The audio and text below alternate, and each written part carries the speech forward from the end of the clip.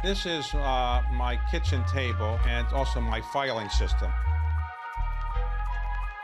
Over much of the past 3 decades, I've been an investor. The highest calling of mankind, I've often thought, was private equity. And then I started interviewing. While I watch your interviews, I know how to do some interviewing. I've learned in doing my interviews how leaders make it to the top. I asked him how much he wanted. He said $250. I said fine. I didn't negotiate with him, and I did no due diligence. I have something I'd like to sell, and how they stay there. You don't feel inadequate now because being only the second wealthiest man in the world, is that right? When I was a young staffer on Capitol Hill, I met a man named Stephen Breyer, who was a law professor at Harvard. I thought, very smart, he'll probably be an academic the rest of his life. But actually, he became a justice of the Supreme Court and has been in that role for 27 years. I recently had a conversation with him about his future and about the future of the Supreme Court. I have to start with the question that's on everybody's mind, obviously. Why is this book that you've just written so small? It's a very small book, and I'm used to bigger books, so why is this book so small? I mean, why didn't you get a bigger book? This is the Constitution, and it's smaller. Okay, all right. A lot of justices of the Supreme Court carry around the Constitution all the time. Is that because you're going to forget what's in it, or are you just like to remind people, or you just read it over and over again? You never know when somebody's going to ask you a question. You see, somebody says, what does Article 3, Section 19 say? Okay. And they expect you to know. Okay, so you have it. So you have it here. Yeah, there it is. There it is. So your book, this book is a interesting book in the sense that it came from a series of lectures you gave, named after somebody who was an ideological, let's say, opponent of some of your views, and that was Justice Scalia. So were you a friend of his, even though you had ideological differences? Yes, I think so. We would debate those differences, and we'd go. I thought we had a terrific debate in Lubbock, Texas. There were several thousand students who'd come. They'd never seen a Supreme Court justice, and we talk about our differences. You know, I say, hey, if I had your theory, my goodness, do you think George Washington knew about the internet for free speech? Do you think he knew? And Scalia would say, I knew that. Well, yeah, good point. Then he would say, I'm not saying my theory's perfect. He would say, you know the two hunters, they're hunting bears, and one's putting on his tennis shoes, where are you going? And he says, bear's coming. He says, you can't outrun a bear. He says, yeah, but I can outrun you. Right. See, that was his view of my way of deciding cases. And of course, I never, and I still, 28 years now, I've never heard a voice raised in anger in that conference room. I've never heard one justice say anything mean or even snide at the table or anything like that? What good would that do? I try to explain that to the students. You know, you get all excited, and all that happens is people disagree with you, think, well, you know, he's all excited, he must be wrong. And that's so true. So we get on well personally, and we're friends personally, and we disagree on some things. Not as many as you think, but some. It's not always been the case. There was a Supreme Court justice who refused to talk to or be in the presence of Justice Brandeis because he was Jewish. McReynolds. Right. So it hasn't always been that friendly, but you're saying right now, since you've been on the court 28 years, people don't yell and scream at each other. And they don't insult each other, and they're not rude to each other, and it's a professional job, and you go in and do your best professionally. And if you want people to listen to you, the best you can do is to think through this problem. Listen to where the other person is coming from and see what you can contribute to that thought. But sometimes the dissents are a little bit tough on the person who wrote the majority opinion. Nobody takes that personally. I get that question a lot, and I used to get it more when Nino Scalia was on the court. And the two of us would be there, and somebody would ask that question, and I'd try to answer it because I didn't want him to. And I'd say, look, I know you're not aiming that question at me. You're aiming it at Nino. Okay, I get it. But what you don't understand is that some people suffer from a disease. It's called good writer's disease. Okay. And if a good writer finds a felicitous phrase, he won't give it up. Let him destroy himself, let the world come to an end. It's like a good comedian. You can't give up that joke. Now, that's Nino. He is a very good writer. He has a felicitous phrase, and we all know that, and we don't take it personally. Do you have a lot of unanimous decisions these days, or they don't get that much attention? And do you really have a lot of 5-4 decisions, and they get all the attention, it seems? But is that where the court really has its arguments with each other, the 5-4 decisions? And no, not necessarily. What you read about are the ones that the press thinks the public will be interested in, which usually has a political or a social content. And they'll say, those are the most important. I don't know. One of the most important decisions I wrote this last year was called Google versus Oracle. right. And it took a year for me to write that. It was about copyright and something called programs, interface programs. And I was told that that was very, very important. Well, for me, it was like learning Latvian. I mean, I don't know how I did that. But you see, I'm not saying I see what they're saying. I see what they're saying. And it's true that a lot of the sort of exciting cases are more close. But do the justices, let's suppose you have a decision, it's 5-4, and one justice kind of go to another justice's chambers and say, you know, your argument isn't so good, and maybe you should do something different, or is everything just done by memos and writing? You don't have people going down the hall and saying, let's have lunch together, and maybe I can persuade you my position is better than yours. Does that ever happen? Most of it is memo, but quite a lot can be visits to chambers. But if I'm going into your chambers, I'm not going to say, no, your argument isn't so good. This would not be a helpful way to start the conversation. And if you go into somebody else's chambers, you better be prepared to listen to them, as well as hoping that they will listen to you. And then you try to see, and that's what I learned in the Senate, that's what you try to see is, where is there some common ground? And is there common ground enough that you can work with it?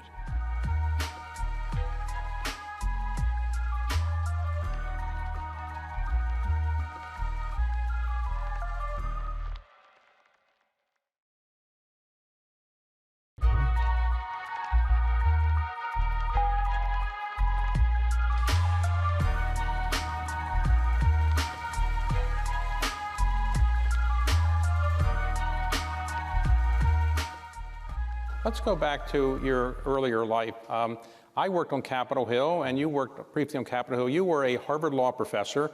I'm just curious, when you go to Harvard Law School and you're at the top of your class, when you start Harvard Law School, there's always kind of an intimidation factor. You have 600 people. You have to figure out, you know, are you going to be good or not? When did you realize you were really good at law school kind of things, taking exams? Did you know right away you were going to be a great law school student and therefore become a potential law school professor, or were you nervous the first year or so? I think I was pretty nervous.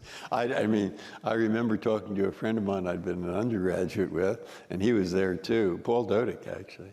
And we both said, well, this is the end of our great careers. That was after our first year. And we both did pretty well in law school. So you were in the Harvard Law Review, and when you're on the Harvard Law Review, sometimes you get to clerk on the Supreme Court for another justice, and you clerked for? Arthur Goldberg. And what was that like? It was terrific. He was great. He was an enthusiast. He had loads of energy. Jack Kennedy said that he was the smartest man he ever met. So you clerked for him, and then you went to teach at Harvard Law School. That's right. And when you went to Harvard Law School, did you say, this is going to be my life? I'm going to be a professor, nothing terrible about that. You can teach great law school students and so forth. Or did you say, maybe someday I'll be on the Supreme Court, maybe I'll be a judge? Was that in the back of your mind? I didn't think maybe someday. Anybody who thinks maybe someday I'll be on the Supreme Court, I mean, I don't want to say there's something wrong with him, but there is something wrong. So, after teaching at Harvard Law School, you got a very good reputation. Senator Kennedy invited you to come down and work on his staff, I think to work on regulatory reform. Yes. And that's where I first encountered you, and I was working on Capitol Hill and so forth. You've got a very good reputation. And then something happened that was a surprise to people. President Carter nominated you to be a judge on the First Circuit, and that's not a surprise given your reputation and so forth, but it required a Republican to sign off on it, Strom Thurmond, one of the most conservative Republicans. Why did you think Strom Thurmond said he would let a presumably somewhat liberal Harvard law professor get on the First Circuit? I mean, those were days, it was a different day. You remember that. People did try to work together. Right. And every single morning, Ken Feinberg, who was like, I was chief counsel and he was a general counsel or something of the Judiciary Committee, and we would have breakfast with Emory Sneeden, who was a former JAG general, and was Strom Thurmond's chief person on Judiciary, and we would plan the day. We planned out the day. We wanted no secrets. We wanted to try to accomplish something, and we'd figure out how do we color it red for this party and how do we color it blue for the other party. But the important thing is, if it's desirable, let's try to get it through. That happened a lot. I can't say there was no conniving, but Ken and I and Emory used to call what we did open conniving, openly arrived at. Okay.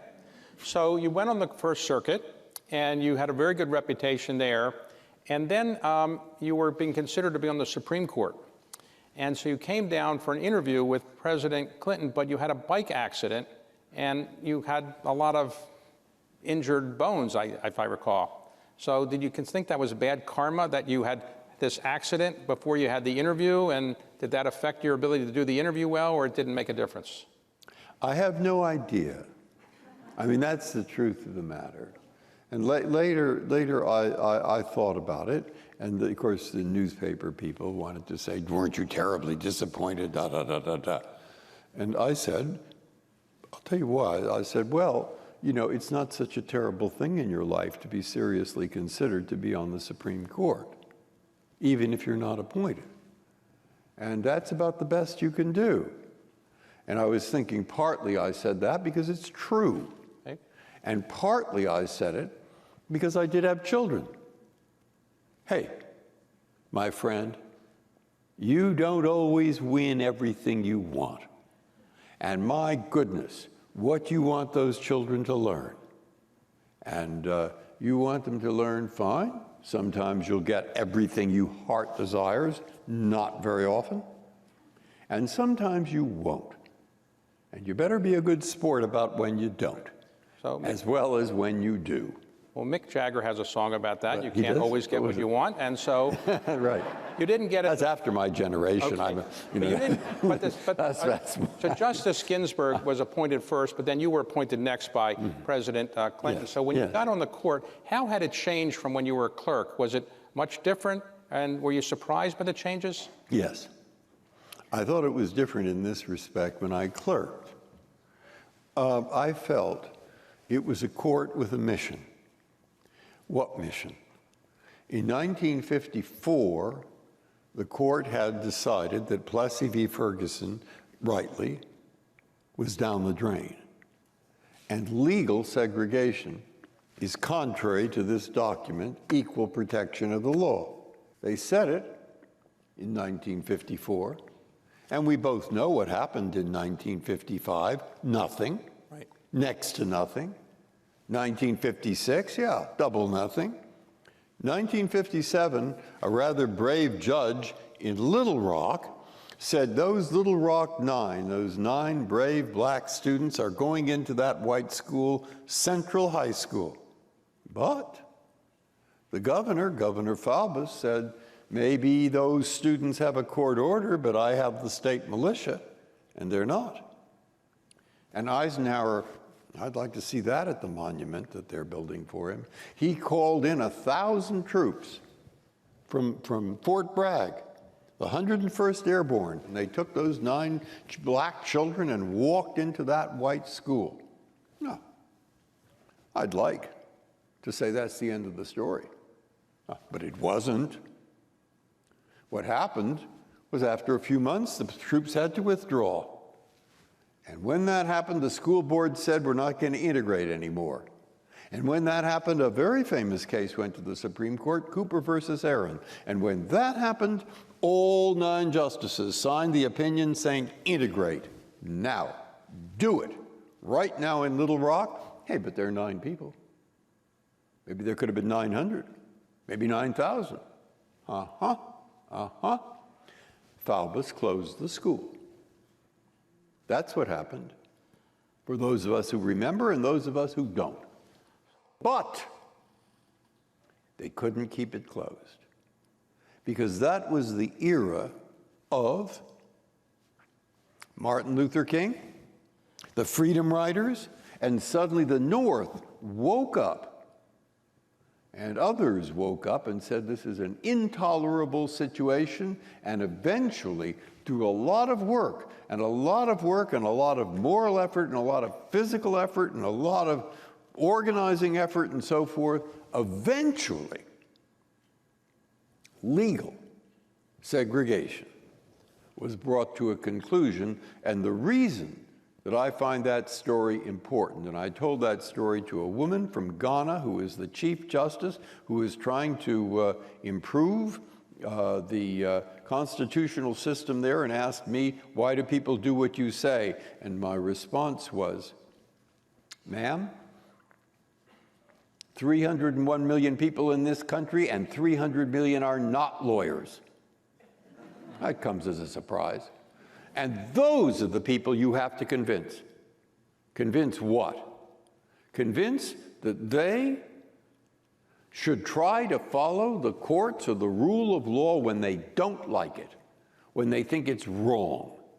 And that's why I wrote this book. In a sentence, that is why. I want people to see in some detail. It's not moralizing, it's my experience. And I want them to see what the court can do. But when you say the court can do, it doesn't mean 9 people. It means the country as it's come to develop a long time, 200 years, and then maybe we have a country that can use this weapon called the rule of law in order to prevent some pretty terrible things. What would you like most people to know about the Supreme Court? A judge is there for all Americans.